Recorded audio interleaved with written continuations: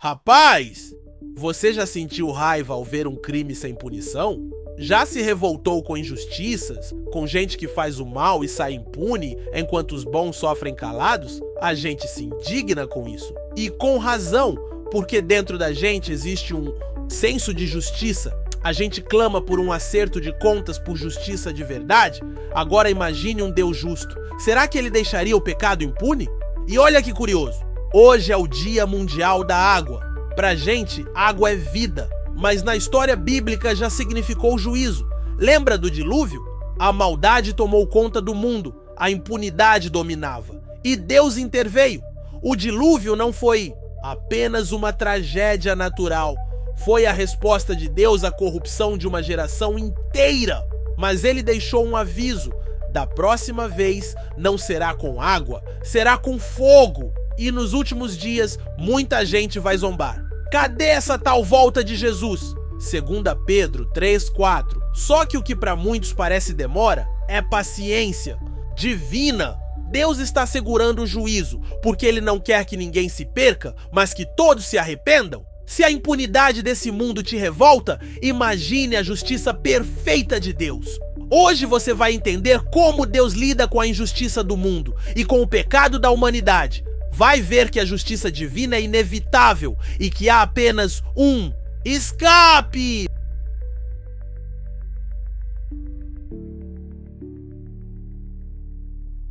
Bem-vindo ao Acesso 365, o podcast diário do Você Tem Acesso. Eu sou o Dinho e hoje, dia 22 de março de 2025, exploramos 1 aos Tessalonicenses, 1 2 e Números 15. O que essas passagens têm a ver com o juízo de Deus e o único escape? Mais do que você imagina, agora segura essa. Vamos conectar as profecias bíblicas ao nosso tempo e entender o que Deus espera de nós. Se tudo o que conhecemos vai se desfazer, que tipo de vida devemos viver? Vamos descobrir agora. Bora lá? A Bíblia não deixa dúvidas, a história do mundo tem um final e Deus está no controle desse roteiro. Lá em 1 aos Tessalonicenses 1 e 2, a igreja de Tessalônica era conhecida por algo extraordinário. A fé deles se espalhou por toda parte. Mas não era uma fé qualquer, era a fé de quem esperava ativamente pelo Senhor. Eles viviam cada dia como quem sabe que Cristo pode voltar a qualquer momento. Paulo reforça algo poderoso. Jesus nos livra da ira futura. 1 aos Tessalonicenses 1:10. Isso liga a volta de Jesus diretamente ao juízo. Não tem como separar uma coisa da outra. E mais, Paulo diz que fomos chamados para andar de maneira digna do reino, porque Deus nos chamou para a sua glória. 1 aos Tessalonicenses 2:12. Isso é um convite, mas também um alerta. Em Números 15 a gente vê que Deus leva a santidade a sério. Ele deu instruções ao povo sobre pertencer a ele. E quando o pecado era cometido de forma intencional, a punição era severa. Era o juízo sem rodeios. Eles usavam franjas nas vestes para lembrar dos mandamentos. E hoje, nossa vida deve ser esse lembrete vivo de que esperamos Cristo. Se Deus não tolera o pecado, o que ele faz com os pecadores? O povo de Deus sempre teve que escolher. No Antigo Testamento, obediência ou juízo. No Novo Testamento, aguardar Cristo ou ser surpreendido por ele. Esse dilema não mudou. E agora, como isso se aplica à nossa vida? Qual será a sua escolha? Vamos explorar isso agora. O dilema é claro. E a pergunta que fica é: como vivemos diante disso? A resposta está em 5 pilares que Paulo apresenta em 1 Tessalonicenses e que moldam toda a nossa vida cristã à luz da volta de Cristo. Primeiro, aguardar com confiança. Vocês esperam dos céus a Jesus. 1 aos Tessalonicenses 1:10. Mas essa espera não é passiva, é ativa. É como quem se prepara, como quem se posiciona. Segundo, saber que fomos chamados.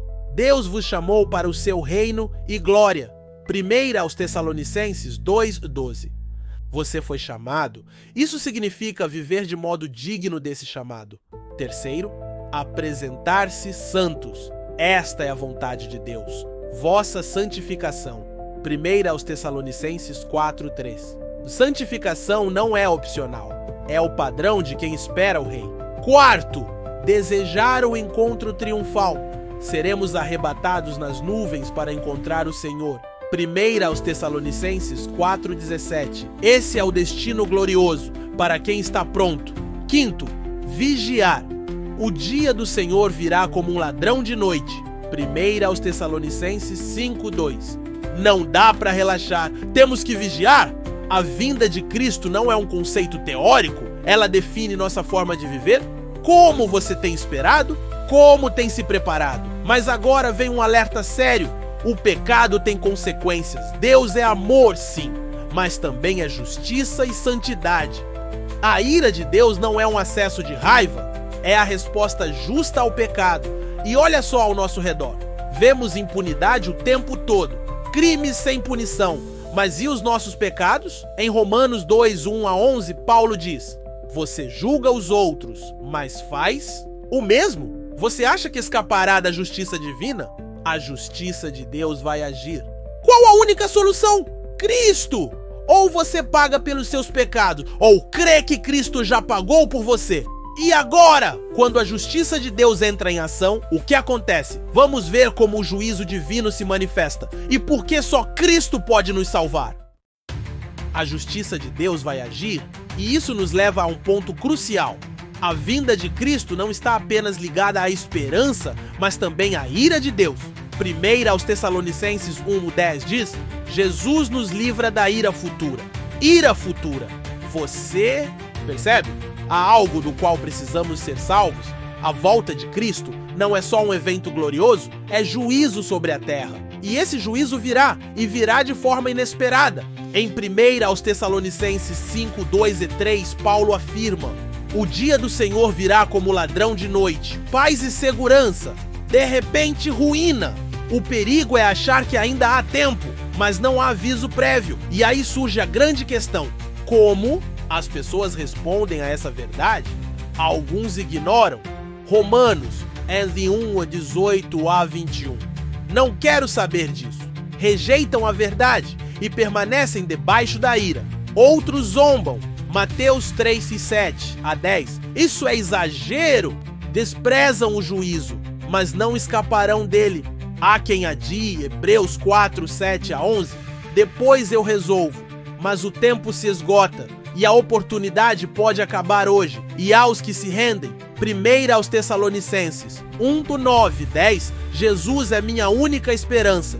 Eles se voltam para Deus e são libertos da ira. Ninguém escapa da justiça divina. Ou você está em Cristo, ou permanece debaixo da ira de Deus. O que você faz com essa verdade determina seu destino eterno. O juízo está vindo.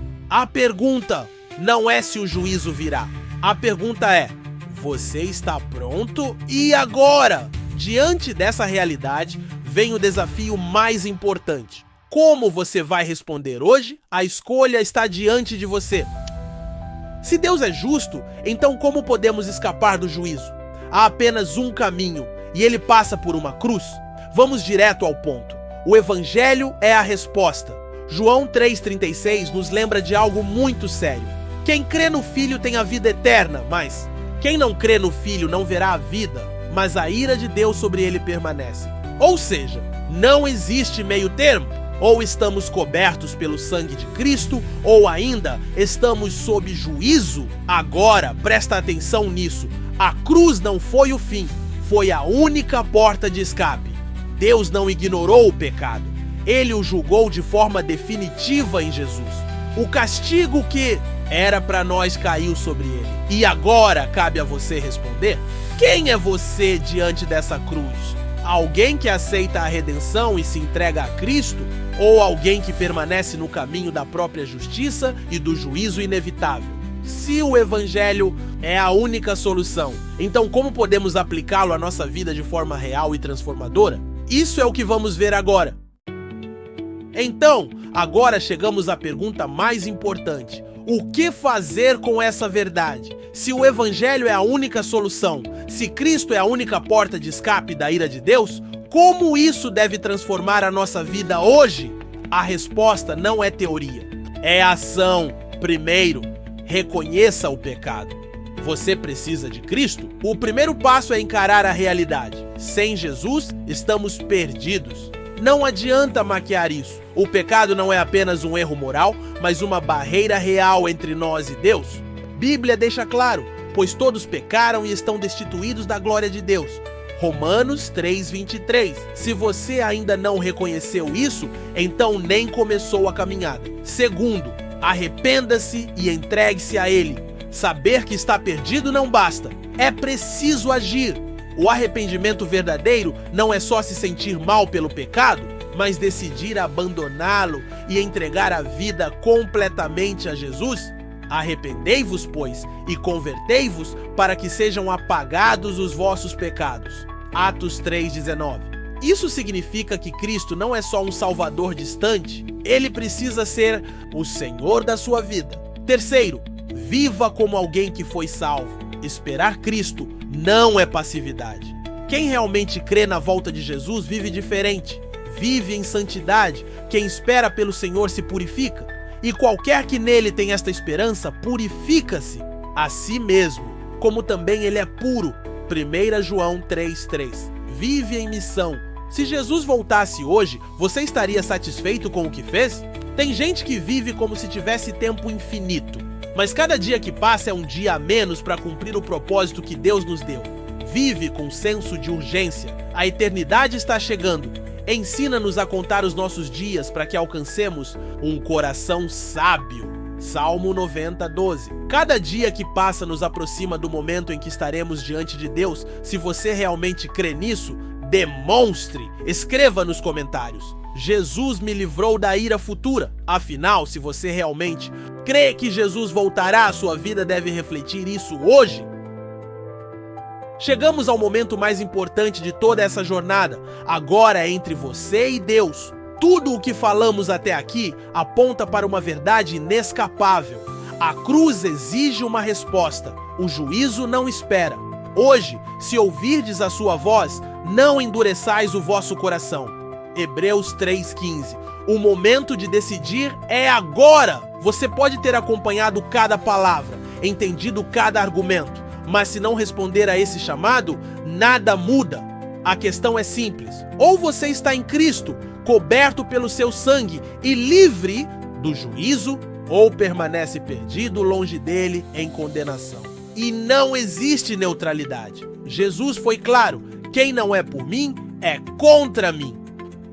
Mateus 12:30. Se você sente no coração que precisa entregar sua vida a Cristo, então esse é o momento. Se essa é a sua decisão, ore comigo agora. Mas ore de verdade, com sinceridade. Não são palavras mágicas, mas um clamor do seu coração a Deus. Repita comigo: Senhor Jesus, eu sei que sou pecador e que sem ti estou perdido, mas hoje eu creio que o Senhor é o meu Salvador. Creio que morreu na cruz pelos meus pecados e ressuscitou para me dar vida eterna. Me arrependo dos meus pecados e entrego minha vida a ti. Muda minha vida, transforma-me e usa-me para te servir. Amém. Se você orou essa oração com fé e sinceridade, então hoje começa uma nova vida. Se alguém está em Cristo, nova criatura é. As coisas velhas já passaram, eis que tudo se fez novo. 2 aos Coríntios 5:17. Agora tome uma atitude. Nos comentários, escreva: hoje entreguei minha vida a Jesus. Esse é um testemunho poderoso da sua decisão. Chama o GA no direct do Instagram ou manda um e-mail para apoio e discipulado. Os endereços estão no comentário fixado. Procure uma igreja bíblica que leva a palavra de Deus a sério para se reunir com outros cristãos e crescer na fé em edificação, amor e serviço. Chegamos ao final desta jornada, mas essa mensagem não termina aqui. Tudo o que falamos até agora leva a um ponto central: a impunidade não vai durar. A justiça de Deus virá, porque o Senhor é justo. Ele ama a justiça. Os retos verão a sua face. Salmo 11:7. E quando esse dia chegar, onde você estará? Segura esse resumô do episódio com o essencial que você não pode esquecer. A impunidade não vai durar. O mal não ficará sem resposta. Deus julgará com justiça. A ira de Deus é real, mas em Cristo há escape. Ele é a única saída. Cristo abriu o caminho da salvação, mas só é salvo quem entra por ele. A cruz não é um espetáculo, é um chamado. Você já respondeu? O tempo está correndo? Como você vai responder? Esse não é um tema qualquer, é sobre a eternidade. E essa é a sua chance de fazer parte do plano de Deus. Agora, compartilhe essa verdade.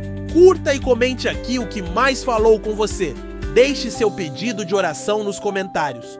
Vamos orar juntos. Envie este vídeo para amigos e grupos da igreja. Assista também ao vídeo Livres da Ira Futura, que vai aparecer no final e que vai complementar o que acabamos de conversar nesse episódio. Cada ação sua pode alcançar mais uma vida. E lembre-se, o dilema persiste. Ou você crê que Cristo pagou por você, ou você enfrenta o juízo. O Senhor é tardio em irar-se, mas grande em poder, e ao culpado não tem por inocente. Naum 1:3. A justiça divina não falha, não tarda e não falha. O fim da impunidade se aproxima. E a pergunta que fica é: onde você estará quando a justiça de Deus agir? Que o Senhor te abençoe e te guarde, que Ele te conduza e governe a sua vida, porque você tem acesso.